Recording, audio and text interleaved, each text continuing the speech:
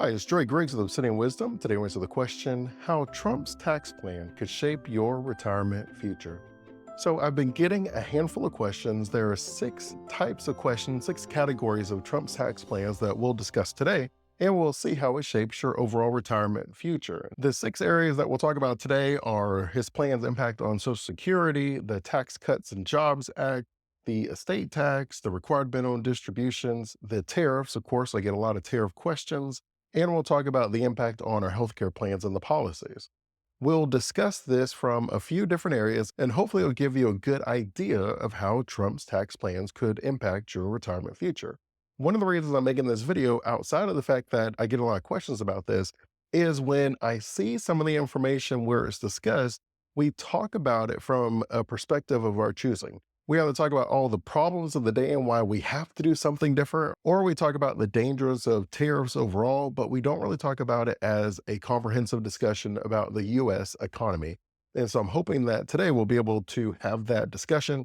And then if you have any additional questions, I can make a future video, just place them down in the comments. So we're talking about Social Security. We're going to answer the question, will taxes on Social Security benefits be eliminated?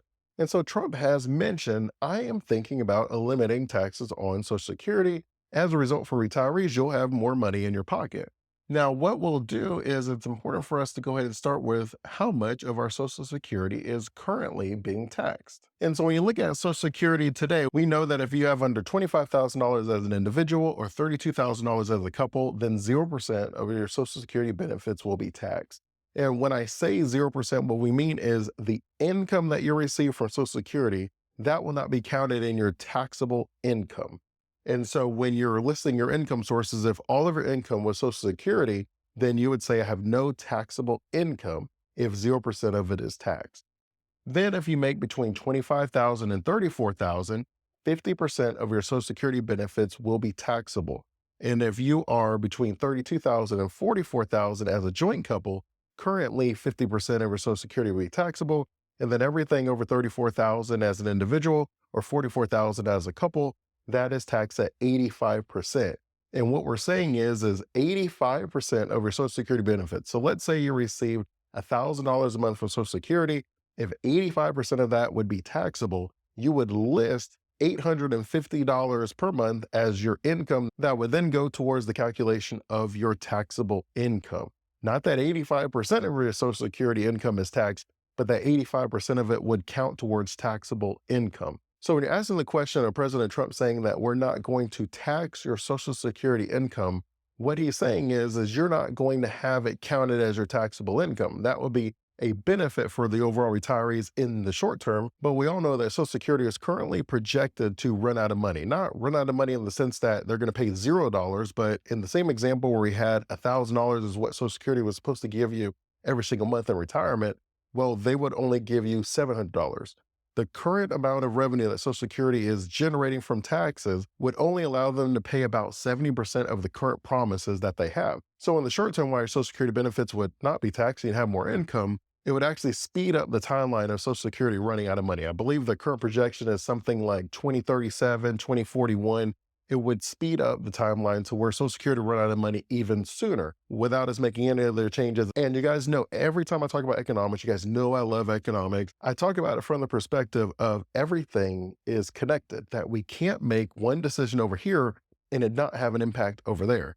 And I often describe it as the time traveling movies, where I'm going to go back in time and I'm just going to fix that one thing. And I'm going to go back to the present and everything else is going to be perfect. I'm just going to fix that one thing.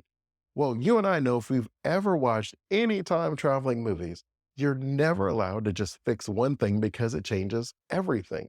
By us lowering the taxable income that the government receives today, well, of course, that then decreases the amount of revenue the government has, which then decreases its ability to keep its promises.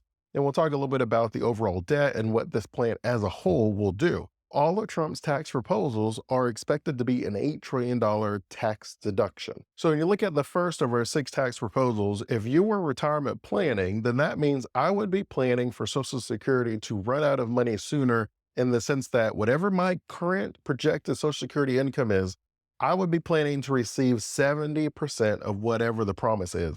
So, of course, that is a huge problem because we know that the majority of Americans, Social Security is their main form of retirement income. Now, Social Security on the website would say, look, we don't want this to be your main form of income, but it doesn't change the facts of the matter.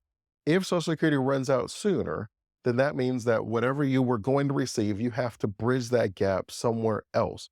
Or you have to change your overall lifestyle, maybe move to a lower cost of living state, or even possibly consider living in a lower cost of living area.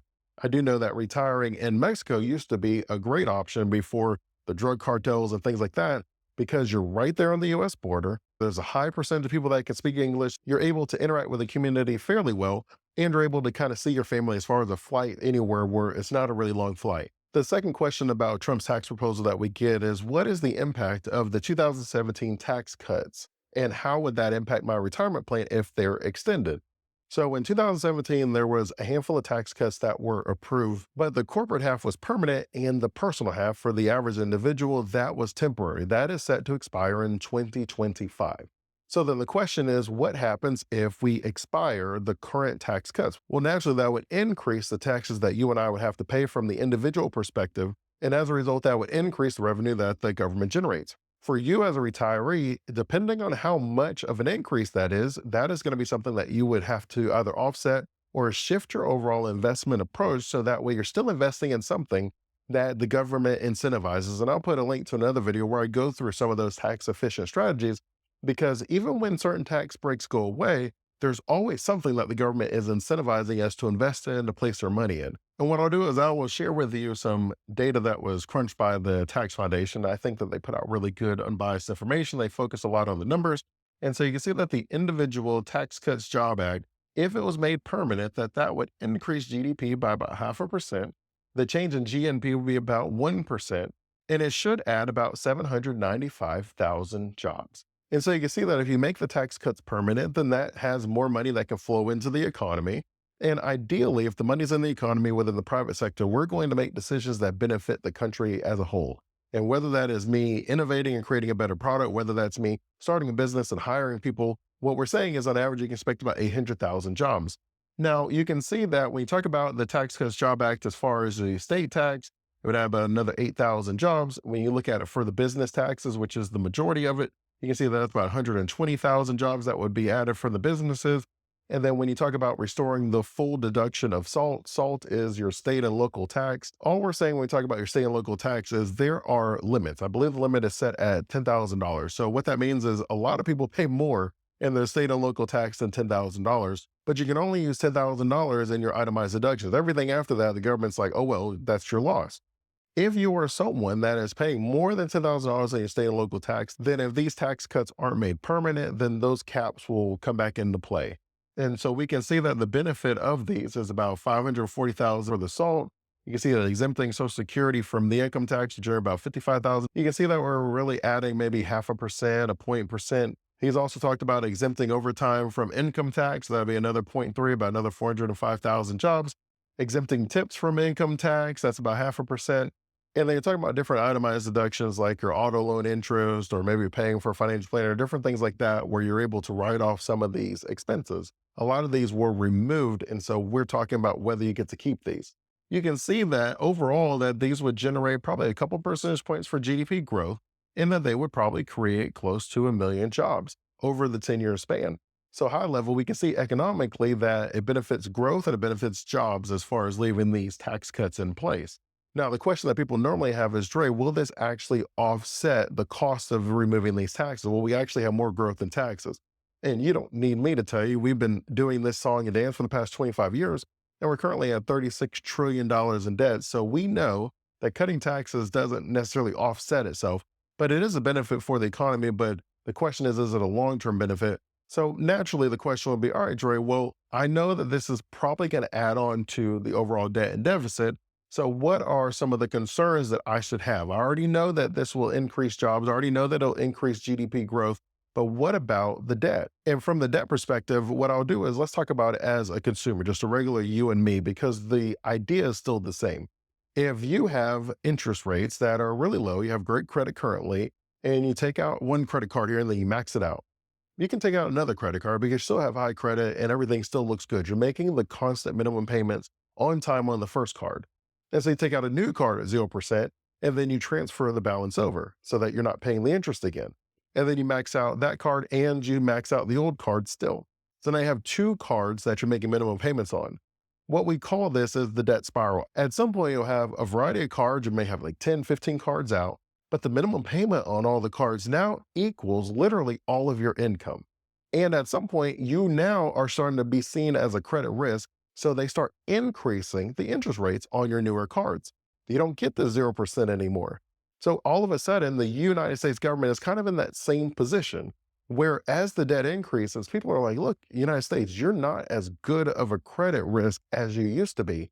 I need you to offer me a higher interest rate to represent the risk I'm taking on by buying your future debt.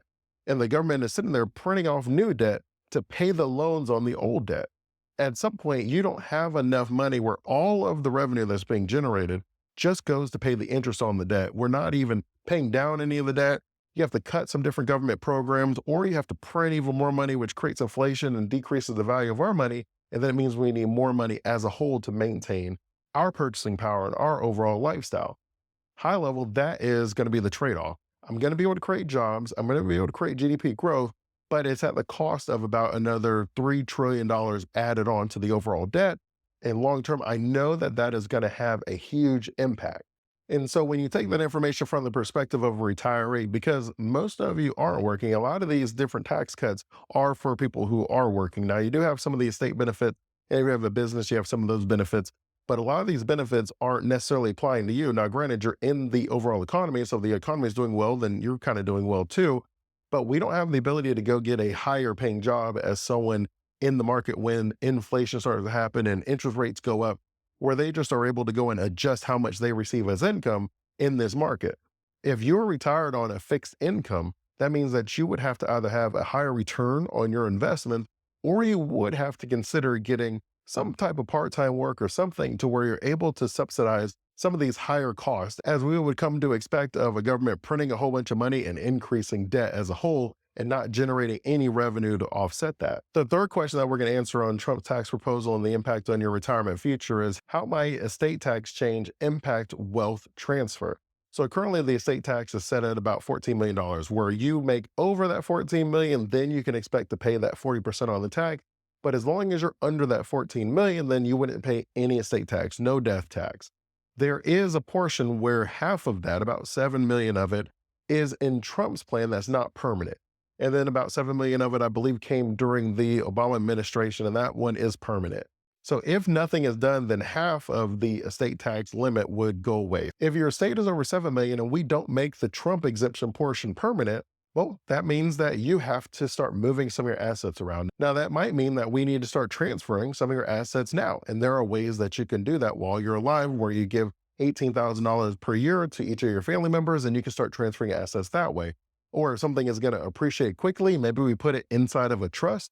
We're able to give them the asset today, deal with the taxes today, and then in the future, when it's tripled in value, well, it's already been transferred over. So this is normally like houses and businesses where you feel like there's a great contract that's coming up.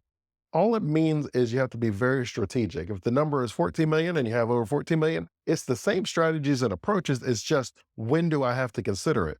If we have it, then it's 14 million. If we don't have it, then it's 7 million. If you get rid of all of it, then it will kind of be back to the early 2000s, where if you had over $1 million, it was probably going to be taxed at the estate tax. And then you have to get really creative on how you transfer the assets over to ensure that you don't have to pay that tax. Now, granted, with all tax reductions, all we're really talking about is, how does the government fund its activities, whether the government should cut back on certain things. And so the question always is, well, if we're not paying an estate tax, what does that do to the debt and deficit? And high level, we've seen that it does increase growth, because I'm able to keep a lot more money in my family, and then we're able to put it in the economy and grow things. So GDP, job creation, check. When you talk about the debt, and you talk about inflation, you talk about printing more money, as we have been doing for the past 25 years, then we know that for a retiree, then that is going to decrease the value of your money, which then means you have to have more money generated to purchase the same lifestyle, right? I always give you the same story. My dad talking about going to the corner store, and for a nickel, he could buy a pack of cookies and a soda. Well, that's never been a thing in my childhood. But when I was a child, you could buy, when it was on sale, you could buy the little candy, the regular packs, for $4. And if they weren't on sale, they used to be $3, $4. Well, now all of those little candies are over $1, but that was not what they were when I was a kid. Same with gas and milk and eggs. There's lots of things where we've seen the price go up significantly. And if our plan is to be retired for 20, 30, 40 years, well, that means that we have to then be focusing a little bit more either on how much we have set aside for retirement as far as the amount of money, or we have to be more strategic in our investments to make sure that we keep up with inflation so that we're able to maintain our lifestyle.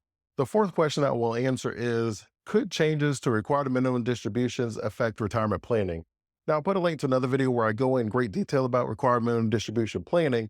But what we're basically saying is at some point in time, we put our money in a pre-tax account. That means that when we put the money in, it went in tax deductible. I was able to take that income off of my income for taxable purposes in the earlier years. And when I take the money out, it's going to be taxed as normal income. The government gets tired of waiting for us to take the money out. They said you're supposed to use it in retirement. All we said is don't touch it before 59 and a half. Then now you're 70 years old and you haven't touched the money yet. Are you trying to give this money to your heirs without ever taking any money out for us to be able to collect that tax revenue? So the government said, okay, what we're going to do is create a required minimum distribution. And what that will do is that will require you to take out a certain percentage of your money every single year after you reach a certain age. And that number most recently was 70 and a half, and then it went up to 72, and then it went up to 73 with COVID and some of these tax proposals. We're talking about possibly raising it again, possibly raising it even higher. If we do that, it really depends how it's structured to know the benefit or the cost. If it's just purely the benefit where, hey, I don't have to take the money out earlier, so now I'm able to strategically manage whether I do backdoor Roths earlier to take the taxable income on my own, or whether I just don't need it and then I'll deal with it later, you're able to allow your tax deferred money to continue growing, and then you don't have to pay taxes until you take it out. Naturally, the issue is if it does keep growing and then that percentage that you start having to take out later, if they adjust the percentage where it's a higher percentage you have to take out, it's possible that you could be in a higher tax bracket than you would have been in if you started earlier. And all we're really saying is normally your withdrawal strategy, you not only have to take the income sources into consideration, just how much money I have in each of these accounts, we also have to take into consideration how much it's going to be taxed. That we know that capital gains, money that's invested in the stock market for a year and a day, has a much more favorable tax than your traditional income taxes. So if my money is tax deferred and continuing to grow, I might find myself paying more in taxes later on in retirement, which I don't think most of us want to do. Ideally, we want our money to be tax-free. So if we're able to have the money tax-free or at least in a more favorable rental income tax or capital gains tax, then I think would be in a better position, a lot more flexibility in retirement. But if you're in a position where your withdrawal strategy is immaterial, depending on whether you took the money out of a pre-tax, an after-tax, or a tax-free account, if that money ends up saying, all right, well, the income is about the same, the taxes are about the same, so it doesn't really matter which accounts I take it out of, then this is going to be very beneficial for you. But if you look at the numbers and it says, I will have a higher tax rate if I continue to allow my tax deferred money to keep growing, well, then I would probably say it would make the most sense to start taking the money out early. But as far as what the plan is proposing, they're just continuing to talk about whether we should increase the age of your first required minimum distribution, which then allows your money to keep growing without it being taxed because you haven't had to take it out. And then the question for each individual person to answer is, what does that do when I have to start taking it out? Should I continue to allow that money to grow tax deferred, or should I start taking some of that money out in my lower income tax years so that way I don't find myself later on in retirement having Social Security, a pension, and required minimum distributions, and that puts me in a higher tax bracket because I can't turn off any of these three streams. Or if you have a rental income or a business, right, there's only so much you can adjust. So again, if you have all of these flows of income and then you add the required minimum distribution on top, that could really push you into a much higher tax bracket. The fifth question about Trump's tax proposals and your retirement future on our list is the one that most of you probably have been asking, is what are the implications of proposed tariffs on the economy and retirement savings? So what we'll do is we'll start with the numbers on the Tax Foundation's website.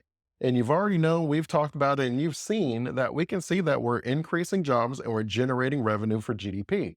If you actually keep going, the impact of a universal 20% tariff on all imports plus an additional 50% tariff on imports from China, you can see that that would decrease GDP by over 1%. You can see that it would decrease GNP by over 1%, closer percentage and a half. and we will lose about a million jobs. You can see about 1.1 million jobs is estimated to be lost.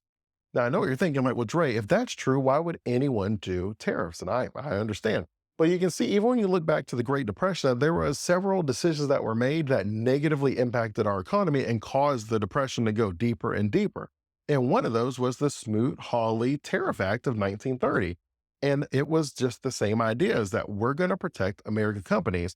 But what I can do for you is that I'll show you with this whiteboard, and don't judge me on my handwriting. I know it's not the best, but I'll explain to you why tariffs ultimately end up costing jobs and makes everything relatively expensive.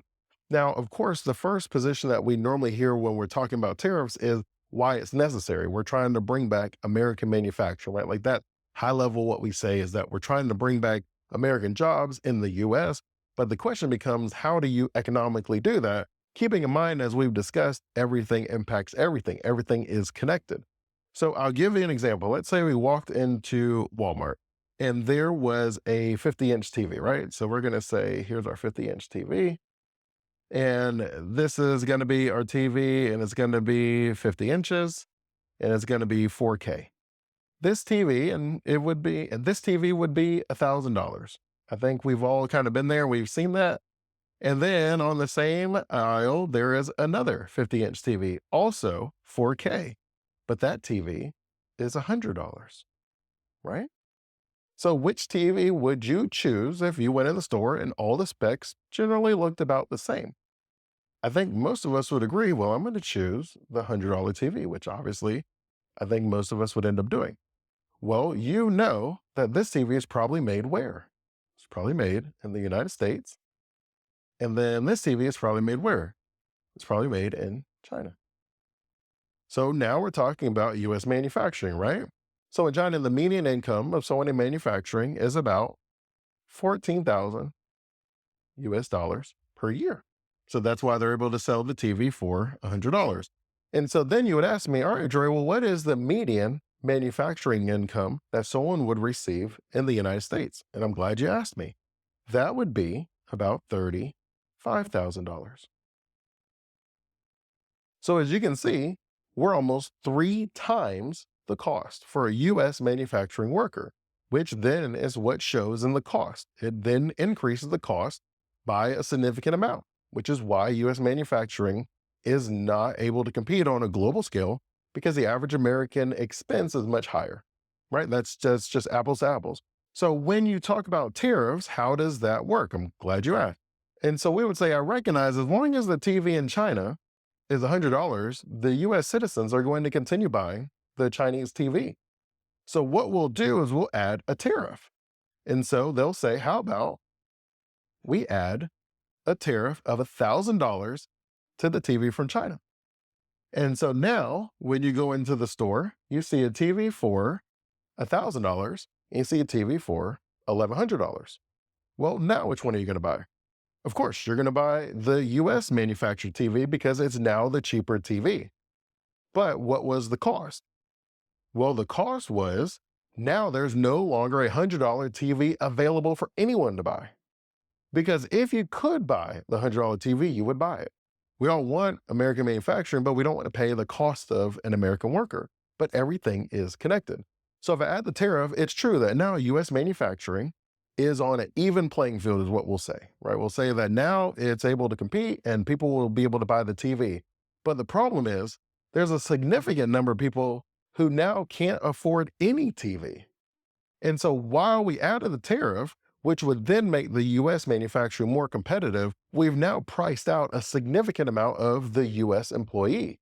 So if you think about all the stuff that's basically in Walmart, right? Walmart is a pretty low priced items. You know that you've seen a lot of it's made in like China and Taiwan and other places, the Philippines, where there's not a lot of stuff made in the US because it's really hard to be a low price grocery store and have US manufactured stuff.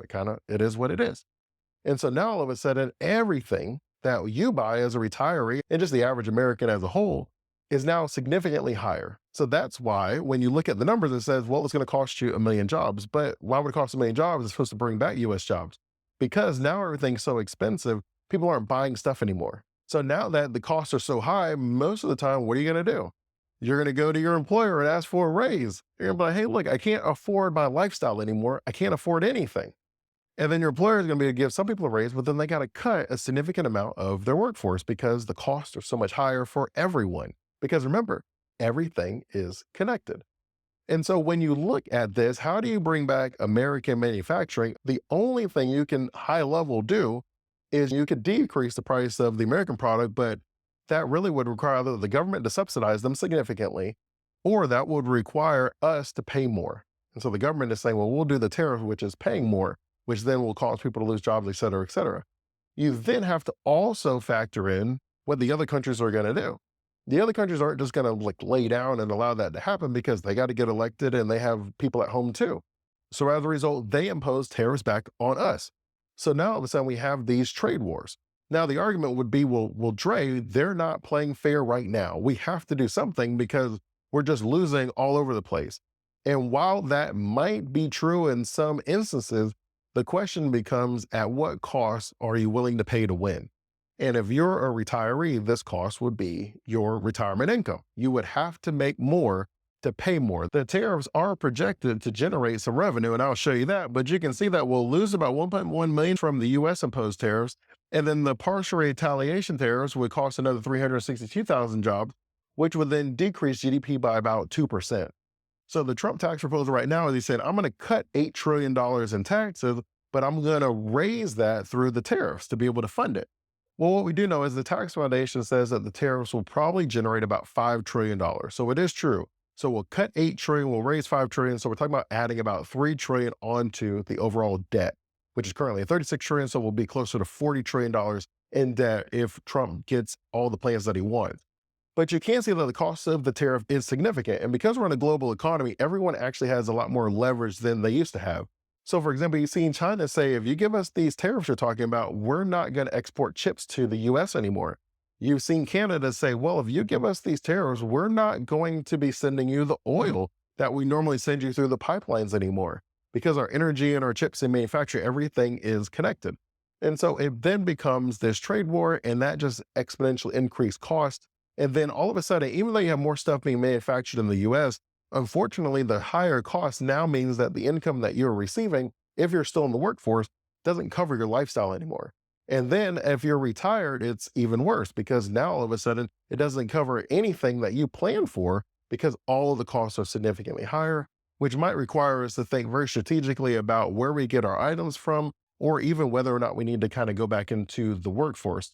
But you can see that the tariffs would end up offsetting much of Trump's tax proposals, and the benefits that would be generated. The tariff actually would be a big negative on most of our retirement savings, because we haven't even really talked about the market volatility. How do you decide whether it's an American company or foreign company? Because everything's on this global system where it's not all made in the US, that we get parts from this country and it's made over here and brought here and sent there, and then it's maybe assembled in the United States. There's a lot of volatility about how countries will react, how our economy will react. Now, I do think what people will say who are pro on the tariffs, what they'll say is, well, Dre, we have to do something because we're losing all of our jobs. They're not playing fair. So what are you supposed to do? And the question always is, what is the cost of doing it? It's not a question of whether something should or shouldn't be done, at least in my humble opinion. The question is, what is the cost of action versus the cost of inaction? And then you decide what makes the most sense. We can't just say we're just going to do something because something needs to be done. I'm someone who thinks, well, if we're going to do something, what is the cost of that? And what is the cost of not doing anything? Am I able to do a small piece of something? Like, I don't want to just do something on some principle that costs me significantly. I want to do something that makes sense for the American economy as a whole. Understanding it might not benefit everyone because that rarely happens, but understanding what the cost is and if it makes sense for me to do it. The sixth and final tax proposal that we'll discuss today is how might changes to healthcare policies influence retirement costs. So this question is really about the Affordable Care Act, or Obamacare, and Medicare. So we talk about deregulations. The question becomes, what are you deregulating? Like, which laws are you removing? Currently, when you talk about Medicare, I think Biden had passed a law where there was caps on different things, like insulin could only be $35 a month. And then your Medicare, I think their premiums can only be like $3,000 a year or something like that. And then there was caps on Medicare Part D, the prescription drug benefits. So these are regulations. If you remove these regulations, what does that do for the cost of the consumer? And some of the questions that were being thrown around about Medicare and the Affordable Care Act is whether we should try again to get rid of the Affordable Care Act and whether we should privatize Medicare. So Medicare Part C is privatized. There's limits that are given to these different private companies, and then they offer the Medicare Part C. I believe the number is close to 20% of individuals in Medicare choose to use Medicare Part C. And so the question has become, should we require everyone to start on Medicare Part C by default, Medicare Advantage? And Medicare Part A and B is easily the most beneficial of those starting options, that if you are on Medicare Part C, it would significantly increase the cost that you have. It's nice as a supplement to A and B, but requiring everybody to start on C, and I'll put a link to another video where I go through some of the Medicare benefits, you would sit there and say, okay, now my healthcare cost is much higher. The Affordable Care Act, I don't know if you know or don't know, but the largest demographic on the Affordable Care Act is people from 55 to 64. Why is that? It's people who retired early and they're not in the workforce. They don't have their health benefits from their employer, but they're not old enough for Medicare. They're not 65 yet. And so they're the ones that use the Affordable Care Act the most as far as any demographic. So if you're talking about either repealing or adjusting it again, that would most likely adjust the cost for that group of people, the people who are just about to retire. And so it would increase the healthcare cost as well. Now, that has the impact for the pre-retiree and the retiree. For the country as a whole, that would likely decrease the deficit, where we're not paying out as much from our overall tax revenues anymore because we privatized Medicare and we eliminated all or a large portion of the Affordable Care Act. So now this is back to the private citizen and their decisions. That would decrease the debt and deficit for the average American, but that would increase the out-of-pocket expenses for the average pre-retiree and retiree. Hopefully what you've been able to see is that economic planning is not an easy thing, that every decision that we make has an impact somewhere else, and every impact that's good for one person may not be good for everyone. It comes a question of what are we trying to accomplish, who does it benefit the most, and are we okay with the cost against someone else? That is definitely the toughest question, and part of the reason I believe that we have $36 trillion in debt is because our government won't just be honest with the American people and just say, I can't make everyone's life better. There is a cost, and we have to decide as a country which costs we're willing to pay and which costs we're not willing to pay. It's always wise to stay informed of these different tax changes and how it could impact your overall retirement plan. If you found value in this video, I simply ask for you to like and subscribe so you can continue receiving valuable insights on how to create your own wealthy retirement system. Until next time, stay safe and enjoy life.